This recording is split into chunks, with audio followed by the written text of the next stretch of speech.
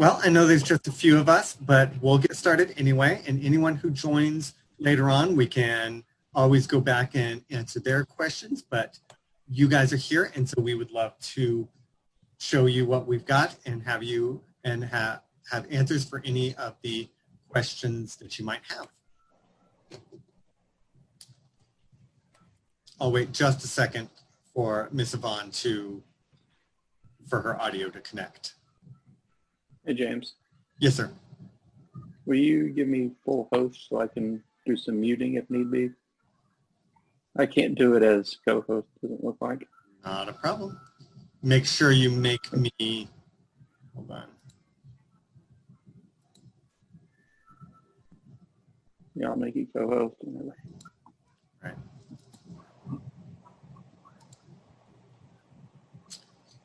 All right. Cool. So welcome, parents. This is the Irving ISD 9th grade VILS program informational meeting. If you want to ask any questions, please ask them in the chat. We should have time to get all of your questions answered, and it should not be more than 10 to 15 minutes tonight. Was anyone here, did anyone have a 8th grader in Irving ISD last year? And if so, they were probably in the VILS program. If you did, then that's great. Then it should look very similar to what you saw last year. If you want this presentation, here is the link right here. Kat Sparks also dropped it into the chat, so did I. So if you click on it, it should take you to the link, and that will have all of the materials there for you.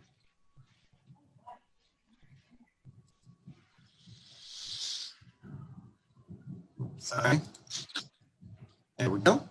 So tonight we'll discuss the Verizon Innovative Learning Schools, or VILS program. And like I said, if you had a 8th grader in Irving ISD last year, it was that iPad program that helped them so much in their 8th grade year in middle school.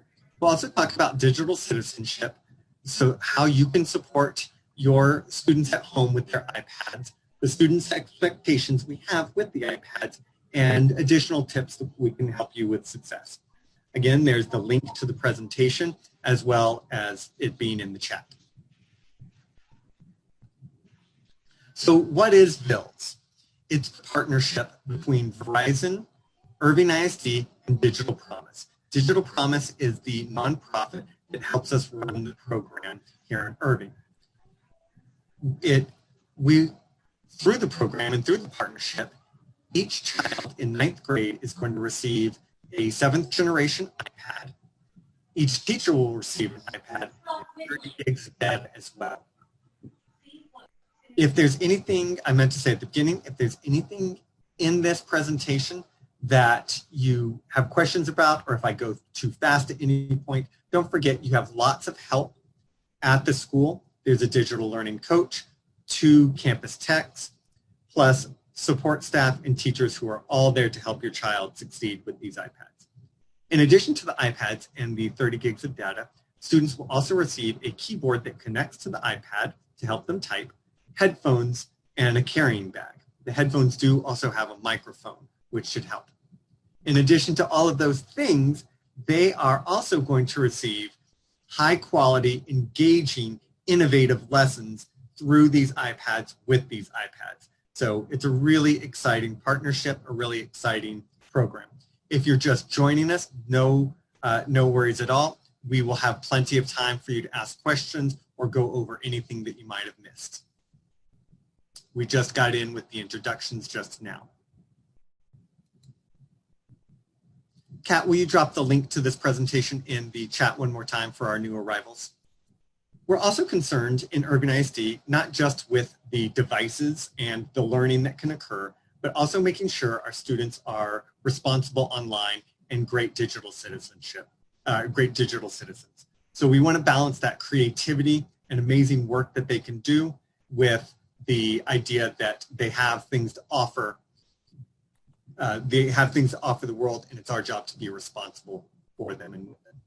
Here are a few of the adjectives that our students have used to describe digital citizenship. And if you use the link that Pat put in the chat, then you'll have these reference items to help you understand a little bit more about what this digital citizenship topic is all about. It can be complicated, and it's always changing and evolving, so it's hard to keep up. We've got some tips for you to use these iPads at home. I have 2 daughters who are in this BILLS program myself, and so these are things that we try to stick with at home as well. And, you know, like any parents, it works a lot of the time, and sometimes we need a little do-over. So number 1, we try to keep the iPads in a centralized location. We try to keep them not in the bedroom, but in maybe a living room type area in your apartment or house. We try to only use the school iPads for academic purposes, and we try to limit our screen time so that we can also engage in family and outdoor activities as much as possible. With limiting screen time, that's not always a hard and fast rule for us. Sometimes you need a little bit more time because they have more schoolwork. Sometimes they need less screen time because they have less schoolwork. So just talking to them, working with them, getting paired with their Canvas account can be really helpful, because then you can see and know exactly what is going on in their schoolwork. And of course, the iPads are monitored and managed by Irving ISD, and so that provides a lot more security than just a normal device. And we'll talk a little bit more about that in a second. So at home, we recognize the amazing job you parents are doing, especially during COVID. We as a district have asked parents to do so much. I know as a teacher and a parent, I feel like I'm being pulled at both ends, but helping your student find a central location to study, checking their social media profile to make sure everything is going fine, using the parental controls on all of their devices, whether it's personal or district's device, and just discussing these topics honestly and openly with them can all really help. One thing that will be a little bit different from the Chromebook that they have now to the iPad, it's actually quite similar, actually. They will still go in through Chrome to get to Canvas, their learning platform, and they will still go to learn.irvingisd.net to take them to that red launchpad screen to log into Canvas. This is something that they do every single day, multiple times a day, to get into their classwork. So they should be ready to do this as soon as they get the iPads. You can use the app, the iPad app, to get into Canvas, but we recommend it works a little bit better through the Chrome browser. Troubleshooting some of the problems.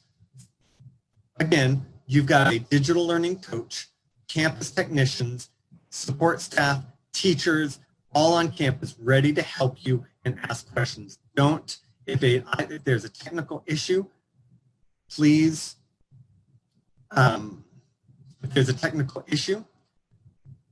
please call up to the school and get help. Don't wait for it. We're there to help you.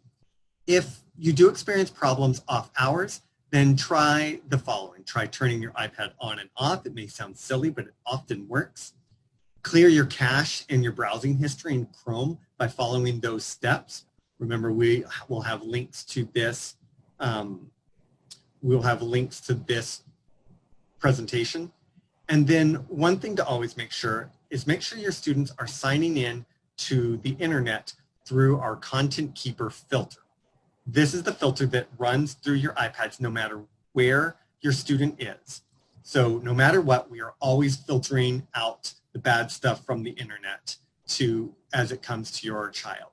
But you have to go in through the Content Keeper icon app on your iPad and sign in with their normal username and password. If they try and go in through the Chrome app or the Safari app, it just won't work. They won't take them to it won't be available to the internet. One thing we do recommend is monitoring data. The 30 gigs of data is plenty for a month's worth of work, even if they're on Zooms quite often.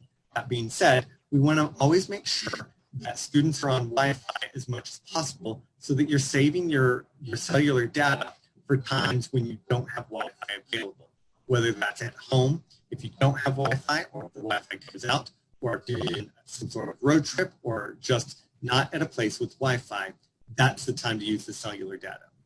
To check your data usage, you can go to Settings, Cellular Data, and then Current Period. If your students were 8th graders in Irving last year, their teachers should have taught them this routine last year. On the 28th of each month, which is coming up next week, the data resets and they get a fresh 30 gigs of data. Most of our students, we've run reports, and about 97 to 99% of our students don't use all 30 gigs. So it is plenty of data even for remote learning. But to reset so that they can keep an accurate track, they can go to Settings, Cellular Data, scroll down, and reset statistics. That way they can always have an accurate idea of how much they have left. And again, always jump on Wi-Fi no matter where you are. If you're at school, that's easy. Home, even if you're at McDonald's, they offer Wi-Fi, and so it's easy to jump on other people's Wi-Fi at the library, anywhere. We do have quite a few student expectations. Keeping it charged every night and ready for school the next day is extremely important. Most schools are going to check that the iPads are charged and ready for use. During COVID learning, whether you're in person or remote, it's so important to have the device ready to go in the morning. Also keep the parts together. The charger and the cable will need to be returned at the end of the school year, and all of those chargers and cables can start looking exactly the same after a while. So maybe putting a piece of tape or a sticker on the one that is from Irving, that can keep them separate from the ones that you may already have in your home. Keep the iPad in its case at all times. The case we have is extremely protective. It also requires special tools to put on and special tools to take off. So any removing it from its case is going to break the case. Report damage as soon as possible. Your child's not going to get in trouble unless it was purposeful damage. Also report any lost or stolen devices immediately. We can shut the iPad down so that it's useless to the person who has taken the device, and we can start tracking it immediately. The sooner we know, the sooner we can start tracking. It's always a good idea for students to place the iPad in the back of their backpack instead of the front. It saves a lot of cracked screens. And if you move districts, return the iPad to the school so that we can remove it from your students' hold list. And remember, the iPads are owned by the district and they won't work outside of the United States. That's all the presentation we have. The first link here, which we can also put in the chat, the bit.ly/IISD parents, is a quick form, 2-minute form that we would love you to take so that we can have a record of you attending. The link below, the IISD parents bills, is for more information. It's got a lot more information if you would like. For anyone else, if you just joined us or if you have questions, then please ask them at this time. You can put them in the chat, or you can ask to be unmuted and you can ask a question out loud, and we would love to get the answer to you. We do have another session coming up at 7 o'clock, but we will be here to answer any of your questions through chat for as long as you need. Oh, I think I forgot one of the most important things. When are your students getting these devices? Next week for some students and the week after for others. So at the very latest, early November, November 2nd or 3rd, and at the earliest, it could be as early as next Monday, October 26th or 27th or 28th. And so it all depends on, that's another thing I forgot, is why are we doing this now? They already have a device. Why are we making people bring up their Chromebook so we can give them an iPad? This is a program that we were lucky enough to be chosen for. Verizon is giving us these iPads and this opportunity. So it's an opportunity that we can't turn down for the city of Irving. Unfortunately, because of COVID, the stock of iPads was very low, and it took this long for them to come into stock and get them into our warehouses and out to students. So we've been running as fast as we could, but still it did take an extra month or two. So please ask any questions and let us know what you think.